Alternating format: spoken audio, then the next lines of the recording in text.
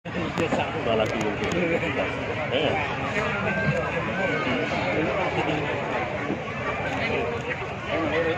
Mayang, mayang.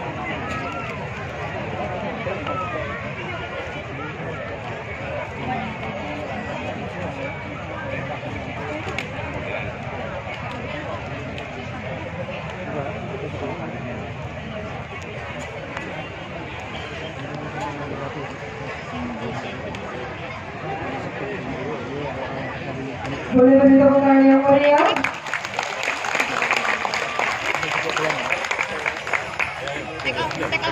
Yuk.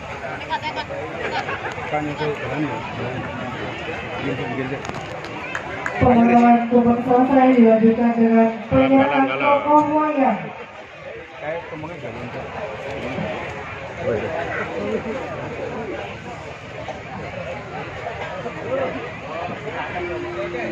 Gunungannya cari yuk.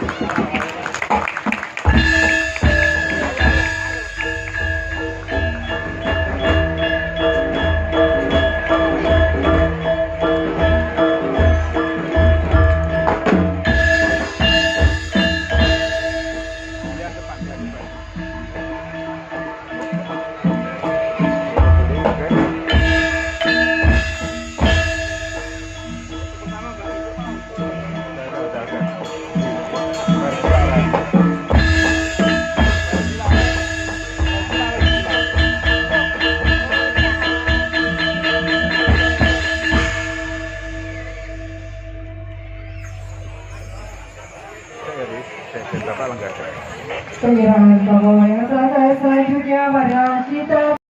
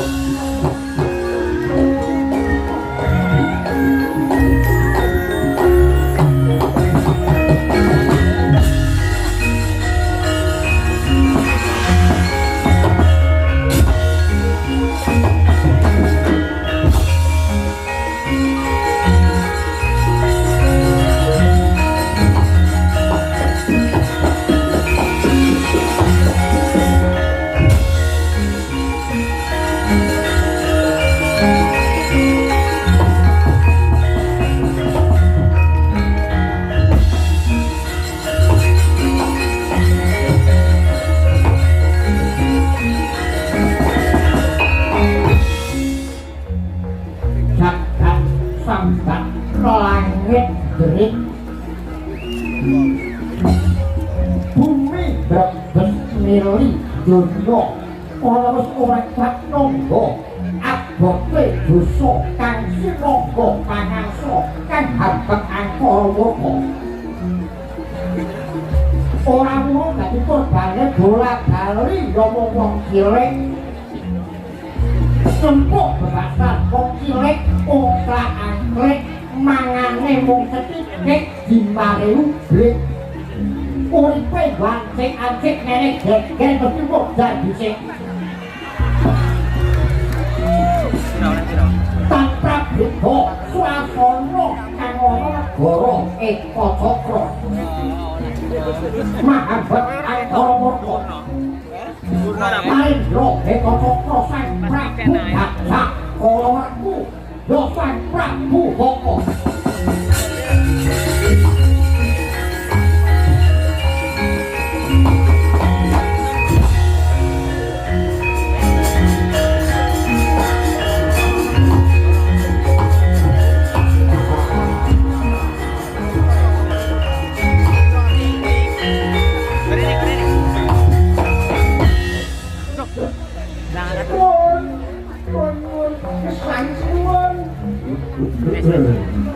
manut dina iki suara kamu ning kelakuan nyuwun pisan anakku wis lewat cintung sing opani oh aitet mati ning aku panganku ah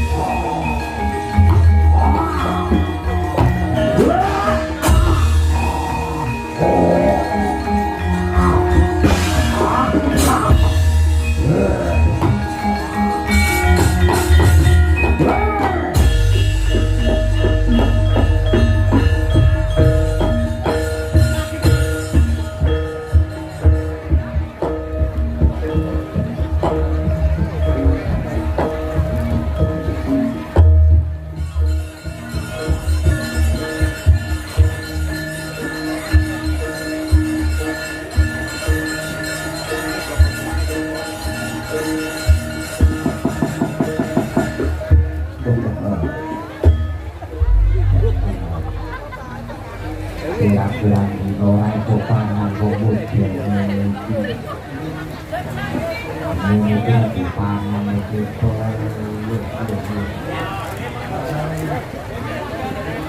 kowe tapi pangan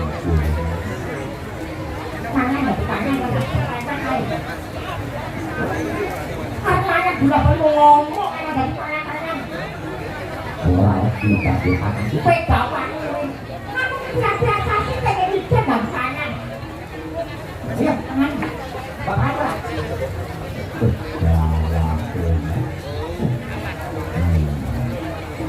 ini cerita pangan pangan model itu langsung di pangan api ini bunderan angket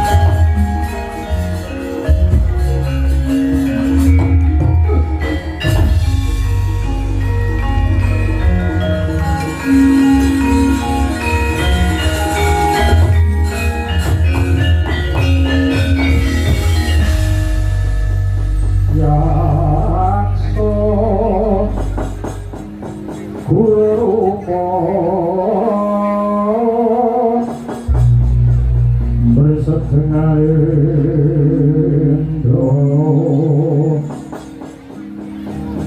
yakso pelaku kamawayaling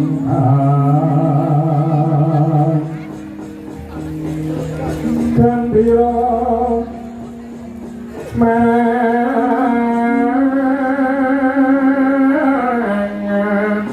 Panisesium Matu Prabu Yesus Atrake Ampo Kulo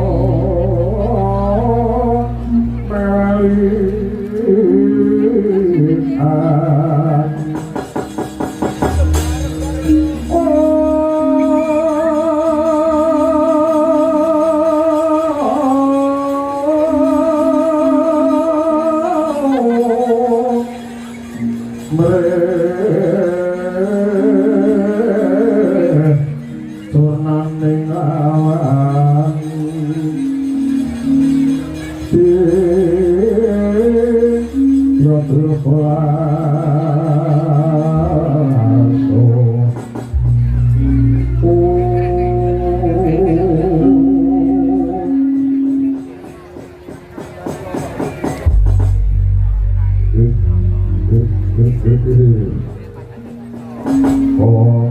Iwan Kolodro Manik Ojo Diwaku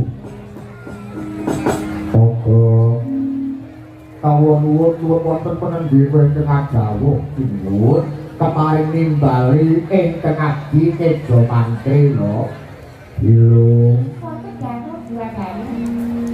kepenakno dhisik anggon mulungguh yoga aku bakal lawan pangandikan kalawan Patih Todoyaso kawula napa nggih pangraosipun boten kirang prayogi pamarak kula mengkoto Patih Todoyaso kawula napa nggih wonten timbalane kang dawuh Sinuwun Dene Wiji pisanipun ing abdi kepabian dudu dina pasewakan sira kabeh tak ibali sowan marak ana ngarasane ingsun olane wektu dina iki ora matang ana katon nanging mapan ana ing paningrate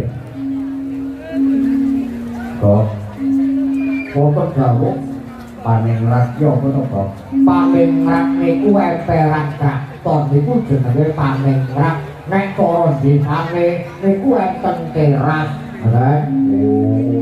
oh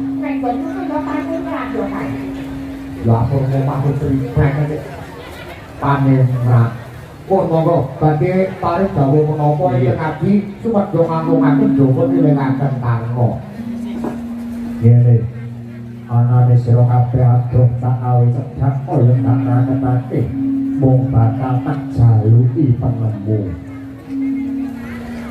pate wonten dawuh sinuwun penemumu piye upamane dina iki aku bakal munggah kayangan lho rasanipun aku bakal bukat marang dewa lho bukat bab perkawis napa lho ngene pranyata menawa dewa kuwi ora adil Gusti kuwi pilih kasih lho nalaripun akeh negara ing madya padha kawulane saya suwe saya ngrembaka negarane saya adil saya makmur parandene beda kalawan negara Ngecakra negara Ngecakra iki kawulane saya suwe saya entek negarane ora malah makmur nanging malah saya bubrah kuwi ngono panatondo menawa dewa kuwi ora adil Gusti kuwi ora adil nggih parmatur sinuwun kanthi kula menawa abdi wonten sandhap panguwasa paduka kula badhe nderek kemawon nanging menapa boten langkung prayogi nyuwun wawasan kalian kang abdi pun pogok jeneng menika sampun damel nderek paduka tur nggih kalebet tiyang lawas sinuwun Oh ngono nggih sinuwun. Iya. Tangga kula wonten menggih wonten adawu. Monggo penemumu piye kok umpamane aku bakal ngrangsang kayangan Suralaya kok. Kakek menawi kula dipun dawuhi supados matur. Lah kula niki kan matur sing pripun? Tegese balaran kabeh. Matur niku enten werni kalih saged mawon kula niku matur betekipun paduka ingkang sinuwun menika wonten pendhalih menika saged mawon ning nggih wonten matur menika ingkang tulus medal saking pengkuring manah kula. Lah kula niki kan matur sing pripun? Toko wonten dawuh kowe matur apa anane aja mung nyenengake atiku nanging kowe ngomong sing tulus lair batin saka atimu kok. Nggih. Namung ngaten nggih. Ya, saderengipun kula matur nuwun pangapunten mesti kemawon mangke kula menika mangke geseh pemanggih kaliyan ingkang dipun penggalih paduka ingkang sinuwun. Nggih. Aten paduka badhe minggah kayangan kala wau ngendika dewa pilih kasih Gusti ora dirakaken. Iya to, Kok. Aten nggih. Pemanggih kula sakemot kula boten enten Gusti kok boten adil niku boten enten malah Gusti menika maha samu kawisipun. Lah paduka kok ngendika nek Gusti boten adil niku boten adil enten pundi. Nyatane kok akeh negara Madya Pada iki sing kawulane saya suwe saya terboko. Negaraku kok beda karo liyane kok ora padha kok. Nah, ngeten. Adil niku ora kudu padha. Ngoten. Adil niku boten cegah sami ra yo ngono to lho. Lah iya, adil niku ora kudu padha. Manut porsinya masing-masing, ngeten. Ngono. Katen, tuladanipun kula niku duwe anak loro lanang wedok.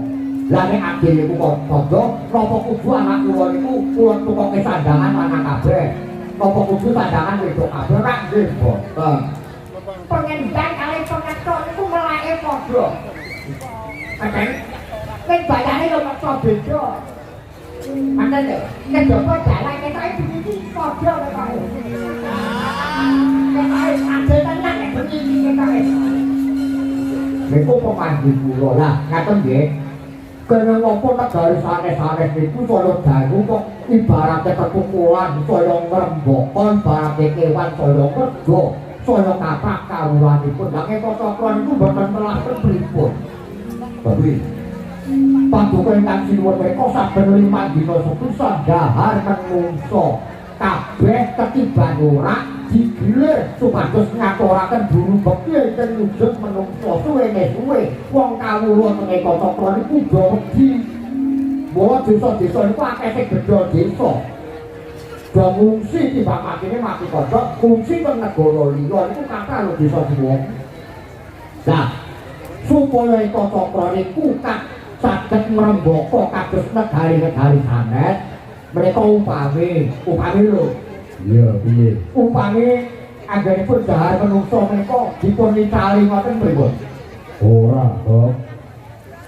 Wis wiwit biyen mula pancen daharanku kowe menungso yen diganti liyane awakku ora bisa kuat, awakku ora bisa rasa, aku mesti lemes dengkles. Coba pikiran kok. Alasannya wae dhewe iki kok melu antri. Antri piye? Lah nek kamu lali tanyane mung aku karo kowe suwe ora aku karo kowe sing dipangan nek. Yo ora kaya tak. Apa yo mentolar tangan rombongan. Lah nek kepepet. Kepepet tak omah nek mung kuwi nek. Yo kok didadak kuwi nek apa? Pak, kuwi kok tetek-tetek pira? Oh, pripun niku pengalaman kemarinipun nek kula niku namung dhelek mawon kula menika namung tak ati. Iya, toko wonten dawuh sing lumpya sing wis pernatan ing negara Kocoko pirang dina pisan aku kudu dahar menungso. Kang dipun sepisan 5 dina. Nggih, umpamane iki tak ganti piye pernatane. Dikatok pripun? Umpamane ora 5 dina tak ganti 3 dina ngono piye? Salah ora kuat. Iki sing arek kahanan istro gak mriki iki. kaya sing ngadeg aja dilare-lare dadi nuke wong sana kan lho. Gawe pernyataan iki wong kampung. Gawe aturan anyar meneh. Gawe aturan anyar meneh ora ditake. Gawe aturan meneh. Awak cilik kaya ngono iki ayo dite. Kata lho nek dipandino ngono lho. Apa dino? Gue apa dilare? Modele kepepek-pepek pengen mangan. Golek sing kelek dijajah kok belum dipangan ngene. Kula padete pripun? Enten aplikasi lho. Wong edan. Batu Gusti lewat digolek aplikasi. Lah biasane nek nyoba makan itu. Padoni jarang terkenal. Kok dadi niki apa dakat labene bingung ah. Ogo kok gawe dino iki kudune aku oleh pangan kok. Nek kudune aku mangan daginge menungso. Kira-kira iki padu kuandi sing ketiban ora kudu nyawisake menungso kabudaharanku kok. Ada nek sak ilmu tuwa nggih sak ilmu tuwa nek manut catetan iki sing ketiban orang iku kademangan manah hilang. Demange jenenge demang Ijropo. Demang Ijropo. Nanging ada lumpuya tulung dina sakurunge padahar menungso kuwi wis diaturake ana ngarsaku dilebokke ana pakunjaran. Yo dene nganti tekan dina iki durung ana kok. Lah menawa nek goleke pangan sampean ndoro plane pangan iki. Wong katake dina iki ada di pangan dhewe dilak-dilak. Kadang kena iku lho, kena efisiensi anggaran iku lho. Dek, di alun-alun pripun prayogipun lampah ngaten kemawon.